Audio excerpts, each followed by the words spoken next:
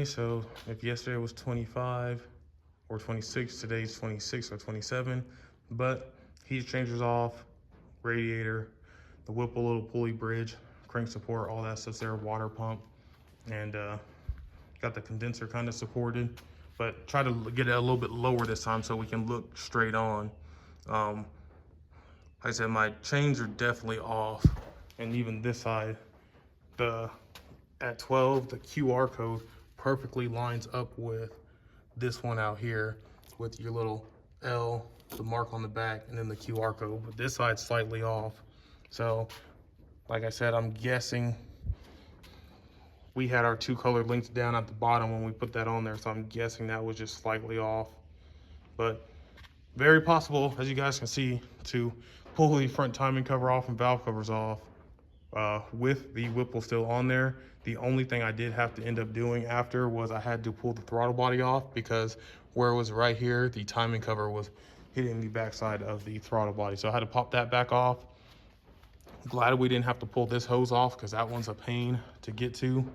So that worked out. But yeah, so hopefully we can do it correctly this time. We'll just triple and quadruple check our colored links, and then I got to run back up to the part store to return their crank puller.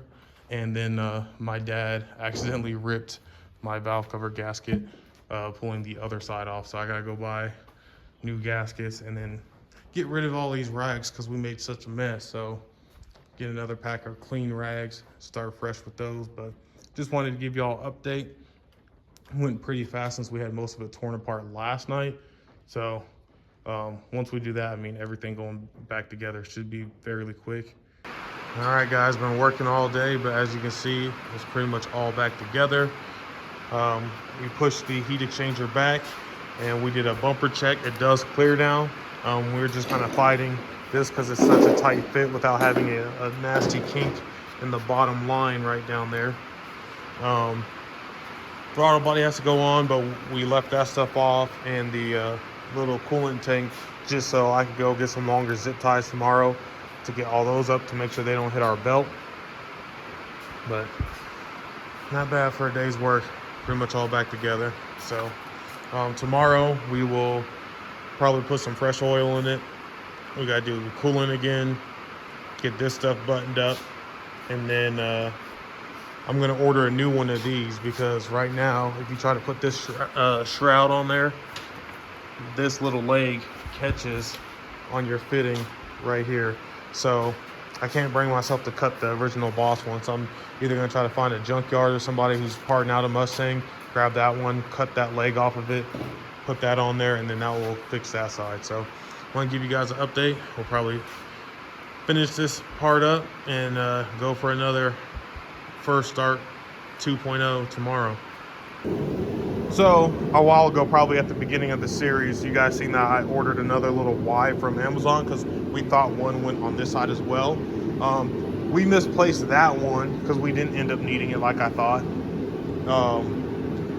we would. So misplaced it, can't find it now, but I'm thinking that one might work a little bit better, because as you can see with the condenser right there, that Y just kind of doesn't have enough of a V to it right there to get by it without putting a nasty kink in the lower line. So that one's supposed to show up between 5 and 10 p.m. today, so I'll check throughout the day, see what the progress is of that. But we're kind of fighting getting this back. But that's just a small issue compared to the issue we had before. The bumper didn't really want to clear. But now everything's tight in there. It fits well, especially on this side. I think it's just because I went with this Titanic heat exchanger from Department of Boost. That our fitting is actually what hits right there. And that fitting is also what hits that leg on there, like I pointed out last night. All right, guys, fired up. I don't want to speak too soon, but I think we got it. I'm just keeping my eye on the coolant reservoir. Last 2 hours I've been fighting this little clip ring right there. I guess there's an O-ring in there, and it kept leaking, and I kept trying to position that O-ring. It appears it's not leaking now. I had to put the battery, the little jump box on the battery, and once I did that, it fired up. Didn't shoot out a crazy amount of fuel. I might need to top off that reservoir as well. It appears the misfires go on. I don't hear it. And we have no check engine lights, but I'm not sure if I need to do another crank relearn and just go ahead and clear the computer since the timing is correct now. But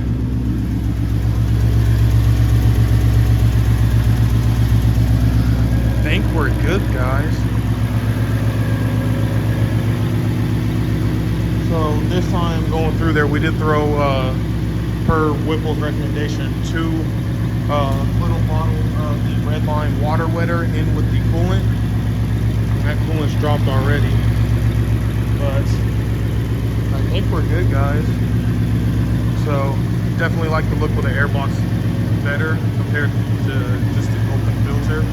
That should help with IATs too, so I'll have to get my little plastic little shroud piece that goes in there. But guys, I don't want to speak too soon because this car spot us every step of the way, but so far it seems to be great and the idle is perfect. So I've been letting it run for a little bit now. See, oil pressure is normal, voltage is good. I don't know if that air fuel ratio is correct yet. And guys, this is still the startup tune for the E85 from the tuner. So cylinder head temperature is 140, but normally we would have already had a check engine light on. But so we had some tires in that corner over there. They were Red's Cobra wheels, so I'm gonna take those over to my house. Put those back on the front of Red, grab the skinnies so I can slap them on the front of the Boss. But tomorrow, outside of doing the possibly another crank relearn just to make sure, because I don't know if that needs to be done since the timing was off. Might do that, do a data log, fired up again. There was no check engine lights, no nothing. Gave a little bit of gas, sounds good. Idle came back down. Checked for leaks again with fuel and everything, and there was no leaks. So I think we are good to go. And I finally just took a deep breath, and I really think we're good, guys. So gotta put some coolant in here and the one for the supercharger. So we'll let that cool off. We'll probably do that tomorrow. Did order a new one of these, so we'll cut the new one coming in.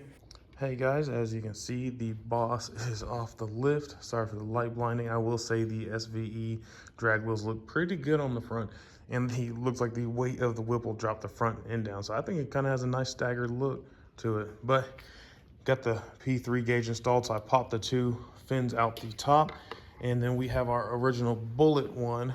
All I gotta do is I'm gonna mark that this is the original Bullet, the original Boss one. And I just got to change the collar around there so it all matches. And then as far as that goes, this is just plug and play. We got one end plugs in here, other end on that side, but our gauge is installed. So I just got to pop the trim piece on there, and then this is ready to go in the car.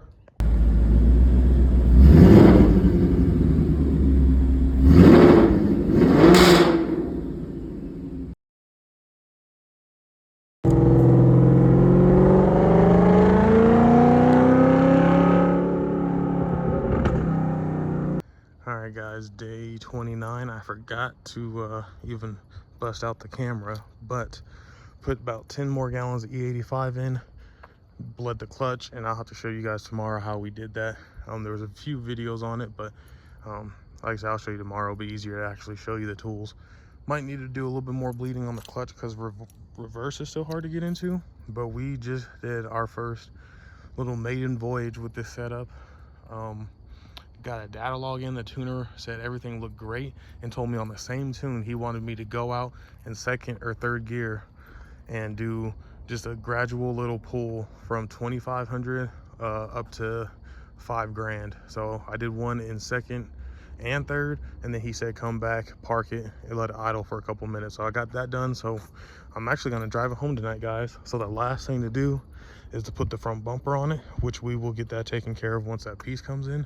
I'm gonna email him this data log, maybe get a revision tomorrow, and just start doing some more tunes and some more revisions. So, but that's the update for tonight. So guys, as you can see, I'm just gonna say this is about day 30. We've been working on the car here and there. just going back and forth with the tuner now, but it's running and driving. So as far as completion's done, that is complete. So really just doing a kind of little drive right now so you guys can hear this exhaust, because it sounds so good and it's so loud. But the problem we're having now with the car is we are getting belt slip around 5,800 RPM, and we have fuel delivery issues, what the tuner said. So let's see.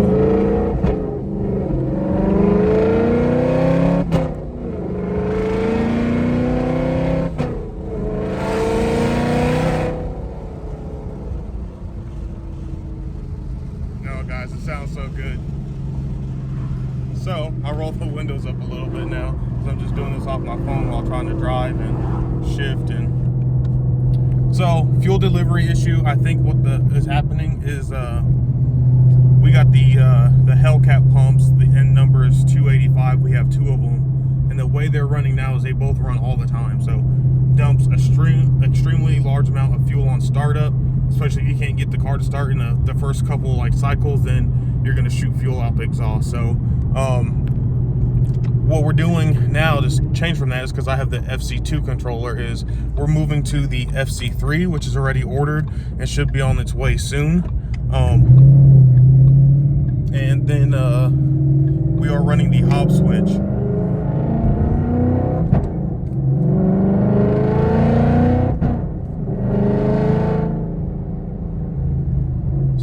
Hop switch should kick on about 5 pounds of boost, and we gotta either thread them in the back of the Whipple or use the vacuum tree that Ford sent me with the fuel system when I originally ordered it, and run the vacuum over there to that. But that would save us from having both fuel pumps running at the same time, because they say those fuel pumps generate a lot of heat. So I guess the fuel is getting too hot by the time it hits the injector, so we're having a fuel delivery issue. Tuner said he kept trying to make fuel trim changes and the car wasn't taking them. But the last pull he had me take it to 7,800, and guys, this car pulls so hard. But that leads me to the whole belt slip issue. So he noticed the belt slip because I haven't seen any dusting or anything. But to fix that, we got a Gates heavy duty belt and a Grip Tech pulley. So hopefully those will go on today. I'm heading over to my parents' house right now to help my dad with my sister's car, because she's gonna be leaving for college soon, and we need her car to be reliable and not leaking. So that should take us maybe a couple hours. Hopefully throwing this belt and pulley on, that shouldn't take really any time at all. And then once we have that, I was hoping the new parts from Ford were going to show up this weekend. They didn't, so they should be showing up maybe sometime next week. And all we gotta do with that is everything's plug and play. So the longest part of that will just be me running the electrical line from the hob switch down back into the trunk to plug into the FC3 controller, which is no big deal.